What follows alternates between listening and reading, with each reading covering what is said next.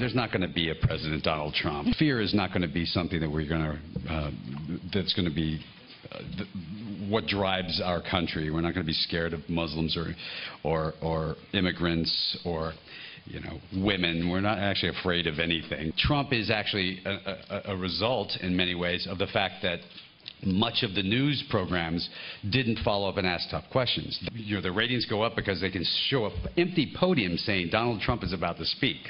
There you got George Clooney yesterday at the Cannes Film Festival. Donald Trump himself joins us live right now from somewhere in his empire. Mr. Trump, good morning to you. Good morning. Well, at least he's right about the ratings. That's the good news. The ratings do go up, but I think you would disagree. You've been asked a boatload of tough questions. I think I get asked the toughest questions on earth. I mean, I will tell you, nobody asks tougher questions than they do to me, or that's all got you.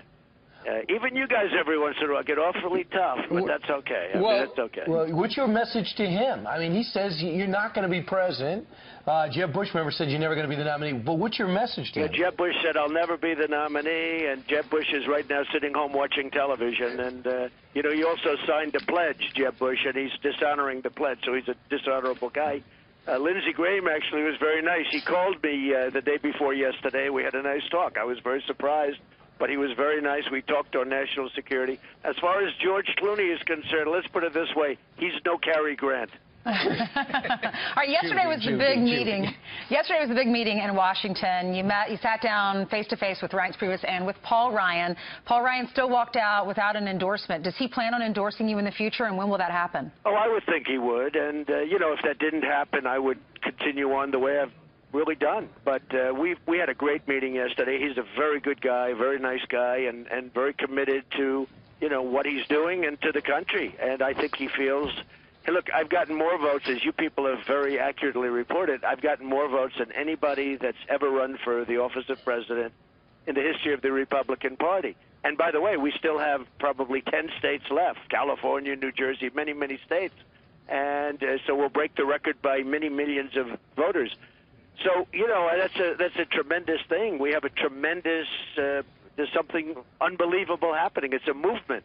And it's a movement toward common sense. It's a movement to get out of being the stupid leadership country. I mean, what we have in leadership right now is, we call it the stupid leadership. They don't know what they're doing. They have no clue what they're doing. Well, Mr. Trump... And it's an amazing thing to see. So we had a great meeting. I thought it was a really good meeting, and I think over a short period of time, things will come together. I was talking to somebody yesterday, and they said, Donald Trump doesn't need Paul Ryan because you won without Paul Ryan. You beat the Bushes, you beat governors, you beat senators, and you wound up with all these votes and new people who have not been part of the party. Well, I think you might be right. I'd rather see unity. I mean, I'm a Republican. I'm conservative. It's the Republican Party. I'm conservative. Some people say I'm not conservative on trade. I said, really? Tell me about it. I'm more conservative than anybody on trade. I am an actually free trader, but we make all bad deals. Our country's losing money. We lose with everything. I mean, you look at China. They're going to have a $500 billion this year trade deficit with us.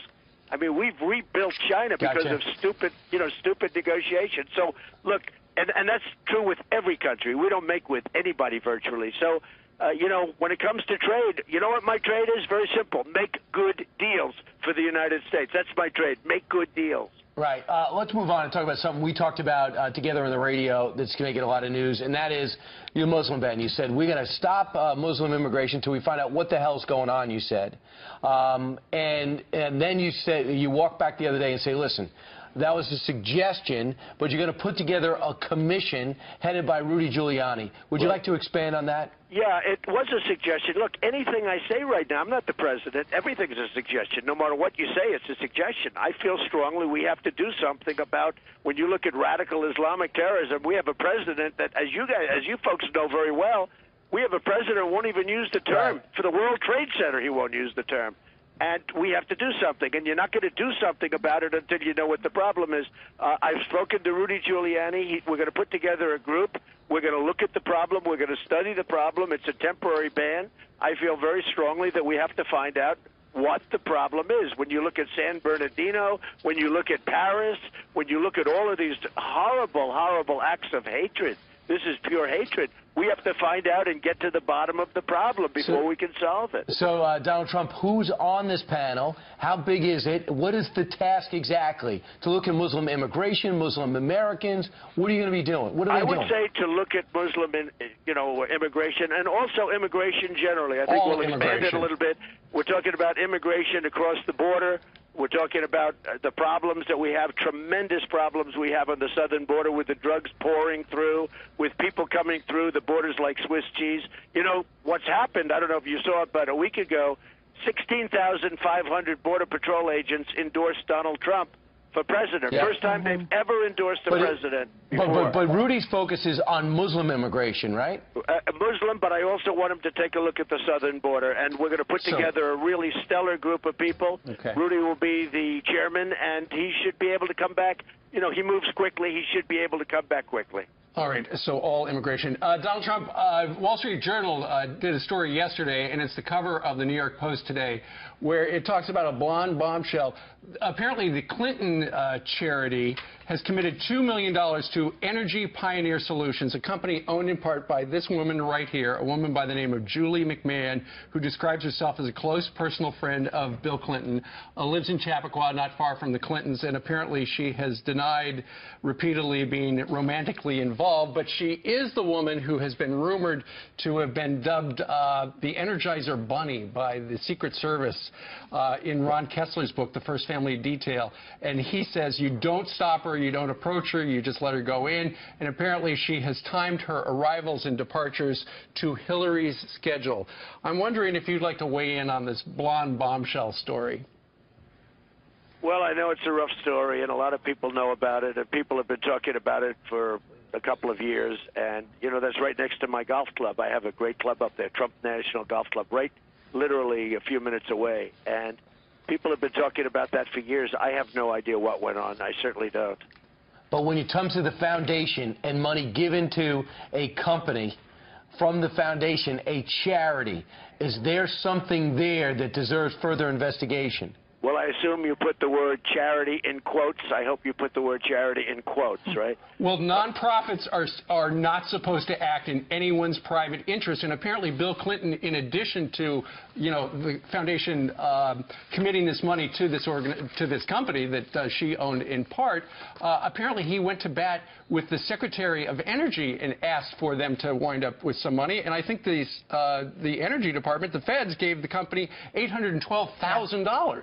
Wow, it's a bombshell. There's no doubt about it. Yeah, her dad's a millionaire and a donor to the Democratic Party, and her charity provides energy savings to rural America, families that can't afford their energy payments, and making energy more efficient for communities.